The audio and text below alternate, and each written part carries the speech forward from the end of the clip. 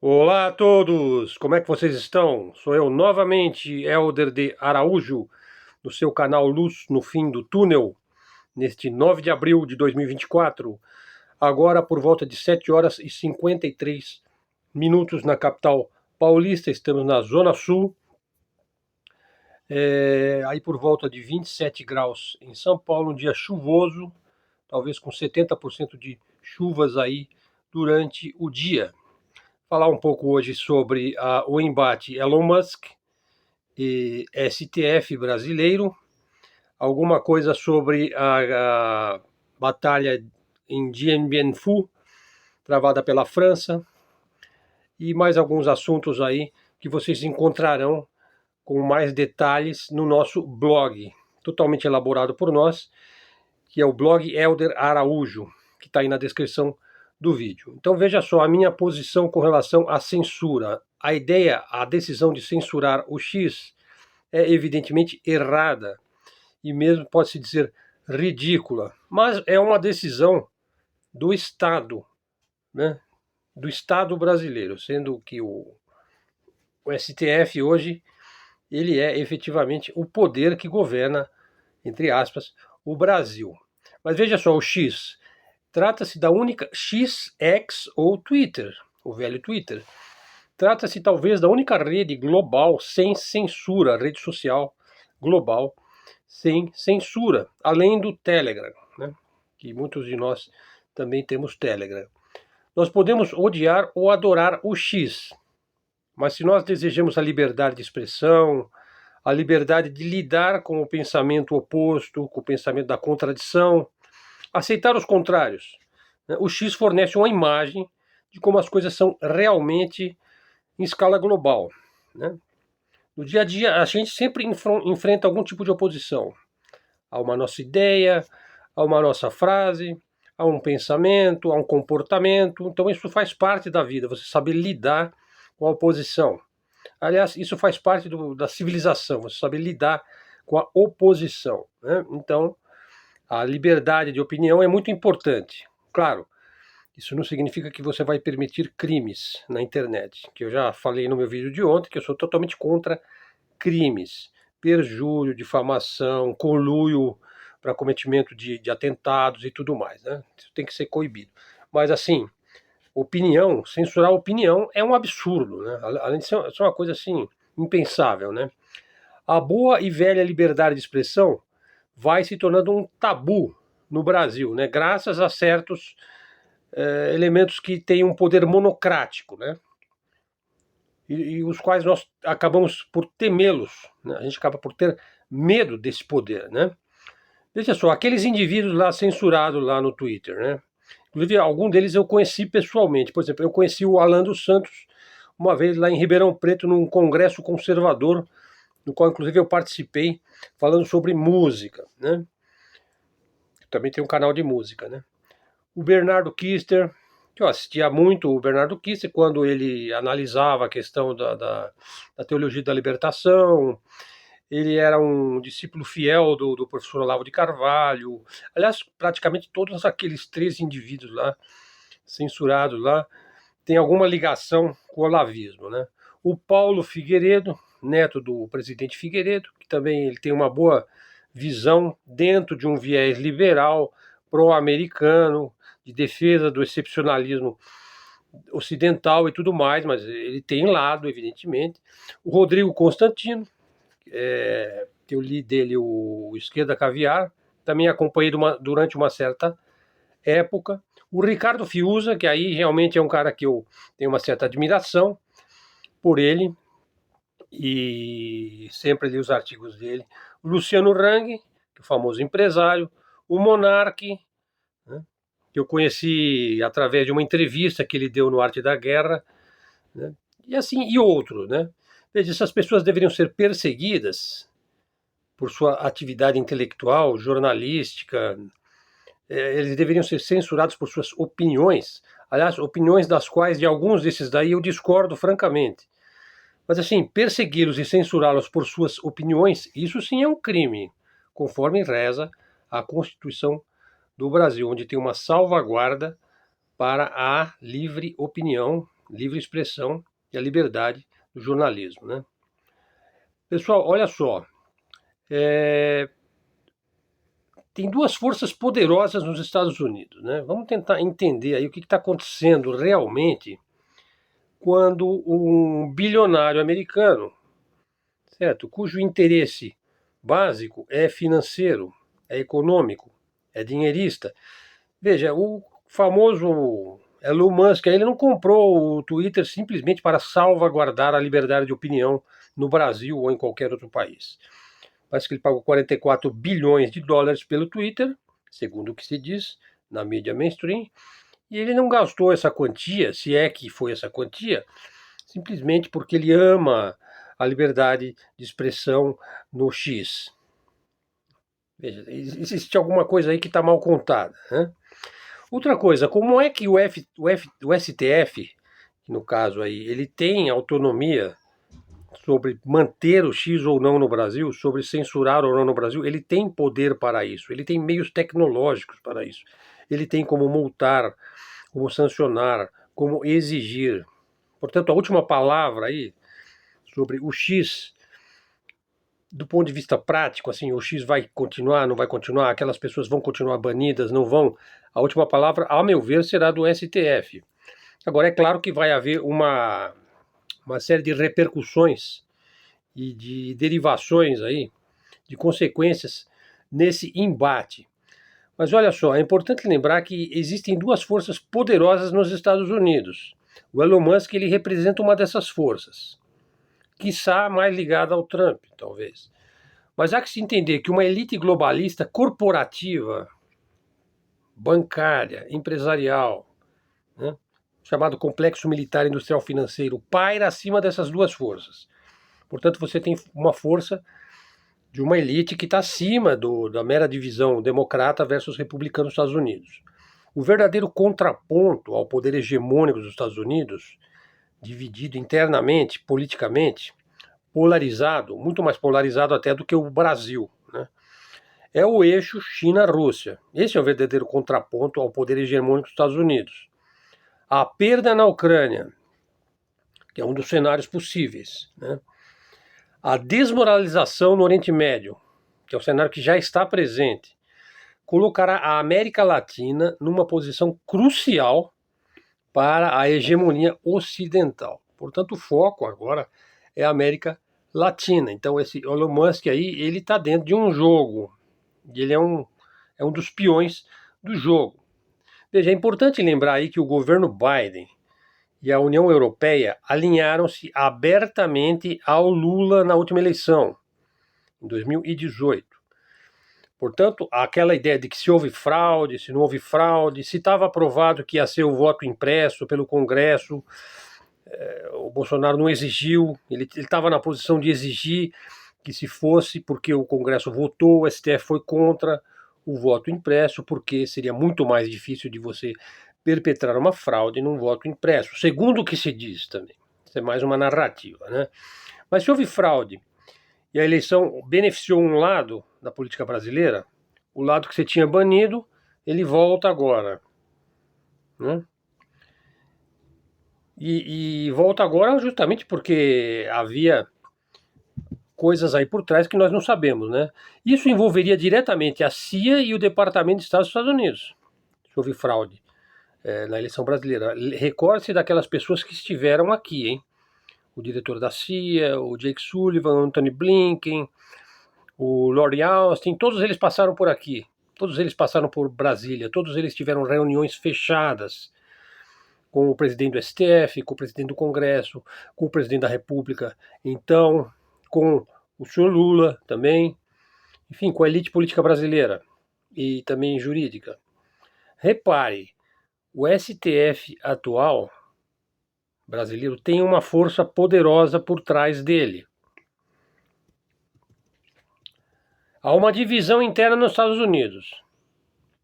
Mas, no geral, a elite corporativa ocidental, teoricamente, como eu disse, controla os dois lados. Então, assim, o que está por trás desse embate? Elon Musk versus STF brasileiro. O fato é que o foco começa a estar agora na América Latina. E isso daí não vai ser simplesmente uma briguinha de se vai ter censura no Brasil ou não vai ter censura no Brasil. Veja só, pessoal, o STF é o verdadeiro poder no Brasil. E o Elon Musk não é um cara de rasgar dinheiro, né? Esse é um ponto importante, né? Então, fica aí como uma sugestão para uma reflexão e para um aprofundamento, né? Bom, agora eu vou seguir falando aqui sobre, deixa eu colocar na posição certa aqui no meu blog. Então a minha posição é que a censura é errada, né? No momento que eu digo que a censura é errada, eu não estou dizendo, olha, eu estou a favor do Elon Musk. Não, nesse sentido eu estou a favor do Elon Musk. Mas eu também não estou contra aquilo que... Não é que eu sou contra o STF brasileiro. Não posso dizer que sou contra o STF brasileiro. Porque ele assumiu uma posição de força no Brasil e defesa de alguma salvaguarda de uma instituição nacional. Não, veja, como eu disse ontem, eu defendo a instituição. Eu posso ser crítico a algumas pessoas dentro da instituição, que adquiriram um poder monocrático ou que é o cara que dá a cara para bater. É como o Elon Musk. Para mim ele também é um cara que dá a cara para bater. Ele é um relações públicas, um CEO, né? Aqui o cara que dá a cara para bater, a gente sabe que é o Alexandre de Moraes. Então o ônus aí do embate vai cair em cima dele. Se ele vai sofrer impeachment, se ele não vai. Como já se disse ontem, vários analistas, tudo que ele pode fazer é dobrar a aposta. Ele não pode ceder em hipótese alguma. Então eu confesso que eu admiro essa posição de força, né? Eu admiro essa posição de força. Eu acho que o Brasil precisava de um líder efetivamente forte, mas capaz de salvaguardar a defesa da soberania nacional e também obedecer os quesitos da Constituição no sentido da livre expressão nas redes sociais. Agora, a rede social não é nossa. Sabe, o X, o Twitter, o Facebook, isso aí não é uma mídia brasileira. Não é uma tecnologia nacional. Nós não temos TI, né? Nós não temos aí pesquisa e desenvolvimento para criar uma rede social com esse alcance, ou que tenha 10% desse alcance, brasileira, né?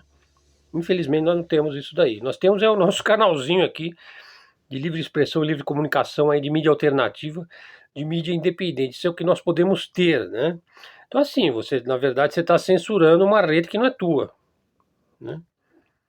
Então é uma situação complicada, né? É difícil manter essa posição. Claro, você pode multar aquela rede, né, como mandatário de um país que tem alguma soberania. Então você veja como é contraditório. Quer dizer, ele exerce uma soberania, mas no sentido ruim, no sentido negativo. Quer dizer, o STF tem o poder de exercer a soberania. Olha, no meu país mando eu, certo? Mas assim, com a finalidade de censurar cidadãos brasileiros, inclusive alguns dos quais eu até admiro, apesar de discordar deles, em alguns casos, né?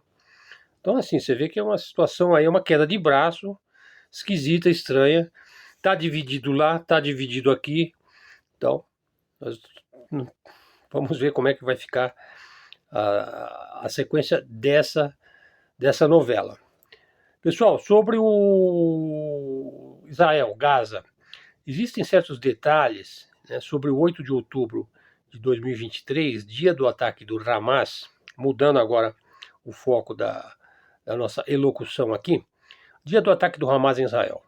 Depois que a guerra em Gaza terminar, nós vamos ficar sabendo de certos detalhes. Mas já se sabe que houve um alerta precoce naquele dia. Agora olha só, os soldados na fronteira que viram os exercícios militares do Hamas e as suas escavadoras, foi cavado ali o chão para poder passar, aproximar-se da fronteira, né, como se fosse uma terra de ninguém. Não era uma terra de ninguém, era Israel, certo? As pessoas ali nas aldeias próximas, né, daquele barulho das escavadeiras, ouviram os ruídos das escavações. Segundo o que se diz agora, as autoridades superiores foram comunicadas repetidamente que estava havendo um barulho, que estava havendo exercícios militares naquela região, numa das regiões onde houve as invasões, porque a gente sabe que houve invasões simultâneas em vários pontos ali da fronteira. Não se sabe quem é que rejeitou os avisos ou usou os avisos, ou por quê. Veja, se os membros do governo sabiam efetivamente que estava sendo invadido, né, será que eles vão alegar que essa informação nunca chegou à mesa do primeiro-ministro de Israel, o Bibi Netanyahu? É difícil acreditar nisso, né? Que ele não sabia que estava sendo invadido. Bom, agora a segunda parte do nosso vídeo. Fiz um adendo aí, uma observação. Você encontra isso no Velho General, nos artigos aí do Velho General. Aliás, ontem teve uma entrevista do Coronel Marco Coutinho no ADG, no Arte da Guerra, que eu recomendo muito que vocês assistam. E ele tem vários artigos sobre geopolítica, que é um dos assuntos principais aqui do nosso canal. Ele tem vários artigos no site O Velho General, que é do Cabalé, né? Por falar nisso, não deixe de assistir hoje. Foi prometido uma entrevista com ninguém menos do que Larry Johnson, que foi consultor da CIA e é uma das principais vozes críticas e analíticas na internet mundial, né? Que ele vai dar uma entrevista para o comandante Robson lá no ADG. Eu acho que é imperdível isso daí. Bom, agora eu vou falar sobre Pham Van Dong. Ele foi entrevistado assim, é um indivíduo que conhece a fundo a participação da França no conflito de Dien Bien Phu. Vamos entender isso daí, né? Aí ele perguntou para o Pham Van Dong, né? O vietnamita, né? Você poderia descrever as negociações com os franceses em Fontainebleau, 1946? Um pouco de história agora, pessoal, na segunda parte aqui do nosso vídeo. Qual é a sua opinião sobre os resultados das negociações? Que esperanças havia de novas negociações depois de Fontainebleau? Aí o Pham Van Dong, ele falou: deixe-me contar uma piada para ilustrar isso.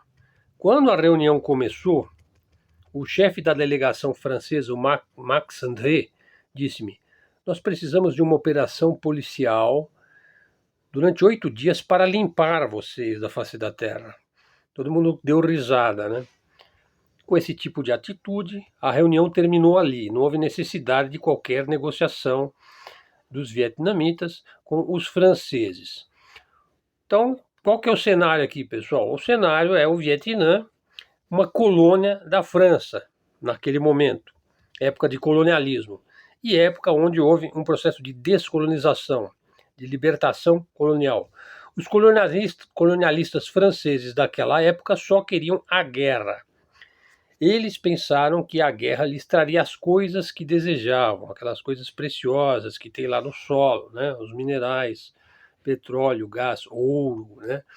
Nem é preciso dizer que depois desse diálogo, quer dizer, nós vamos limpar vocês da face da terra. Nós só precisamos de 8 dias, né? Porque havia uma resistência. E foi o último diálogo que houve entre os franceses e a própria resistência vietnamita. Naturalmente que a guerra estourou e ela não durou apenas 8 dias, como Max André havia dito.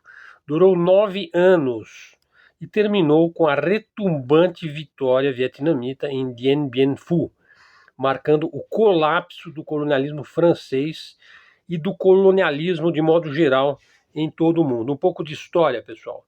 A derrota da França em Dien Bien Phu, no dia 7 de maio de 1954, é um marco histórico, crucial na Guerra da Indochina, e é o fim do colonialismo francês naquela região.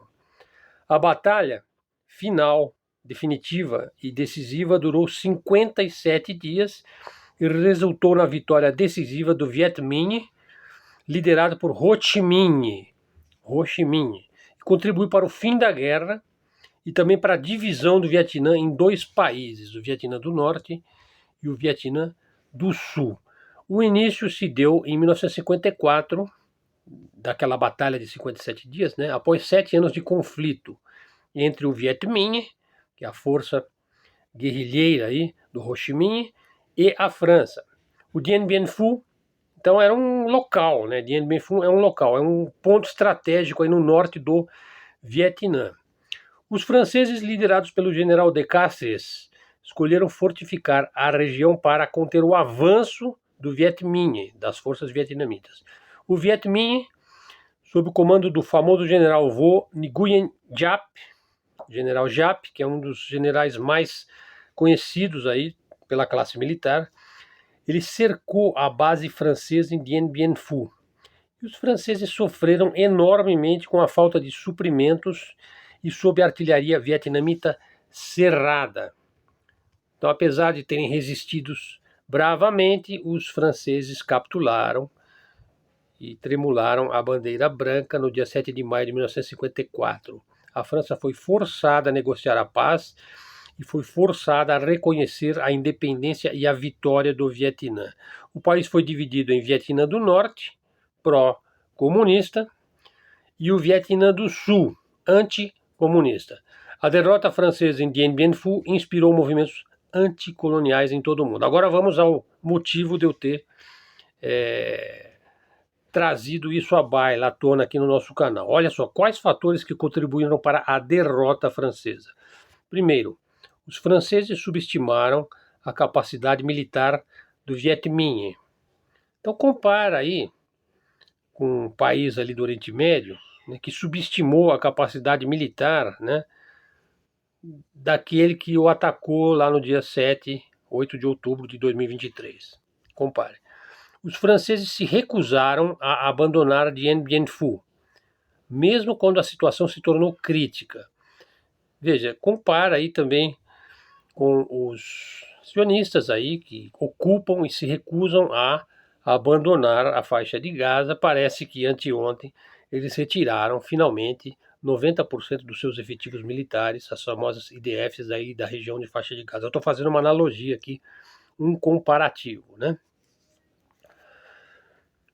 O Viet Minh tinha melhores táticas de guerrilha, é uma guerra de guerrilha, uma guerra de insurgência. Não é uma guerra convencional entre exércitos. Não, eles tinham melhores táticas de guerrilha e sabiam travar a guerra de guerrilha, a guerra guerrilheira, como se diz, né? E tinha, naturalmente, o Viet Minh um conhecimento muito maior do terreno. Novamente, compare com o conflito que está acontecendo ali no Oriente Médio, né, onde você tem uma força aí de insurgência que não é um exército regular, hierárquico, é um exército de insurgentes, de combatentes, que se organizam, evidentemente, evidentemente que eles têm uma hierarquia dentro do Hamas, mas que é diferente da maneira como se organiza um exército convencional, né? Que no caso o exército israelense. Então, terminando, a derrota da França em Dien Bien Phu foi um evento histórico de grande importância. Ela representou o fim do colonialismo francês na Indochina e marcou o início de uma nova era na história do Vietnã. A batalha teve um impacto grande na política global, inspirando muitos movimentos anticoloniais que depois pipocaram por toda a África, né? E influenciou enormemente a Guerra Fria. Por quê? Porque os chineses estavam lá por trás, dando também munição, apoio logístico. Você não trava uma guerra contra um país como a França sem ter as costas quentes por trás. Então foi uma derrota também da França para a China. Compare aí com os Estados Unidos, que agora querem impor sanções à China em vários segmentos. Aí a secretária de Estado foi lá na China, eu já falei sobre isso no meu outro vídeo, né? Foi lá dizer, vocês estão com a sua superprodução, vocês podem se dar mal, né? A superprodução chinesa. E agora querem sancionar vários produtos chineses aí. Por exemplo, eles estão dizendo que a China não pode fornecer armas e munição e equipamentos e inclusive equipamentos civis de tecnologia para a Rússia, na Ucrânia. Quer dizer, eles vão querer dizer para o francês o que ele pode ou ele não pode fazer, como se ele fosse um menininho, né, em idade escolar, e que você vai organizar o estojo dele, da criança. Não, você não precisa levar 2 borrachas, olha, leva só uma. Não, olha, não precisa levar um lápis, leva 2 lápis, né?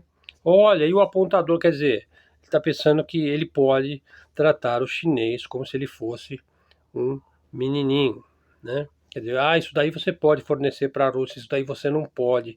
Vai dar certo esse tipo de sanção? Um país que depende da China para tudo, né?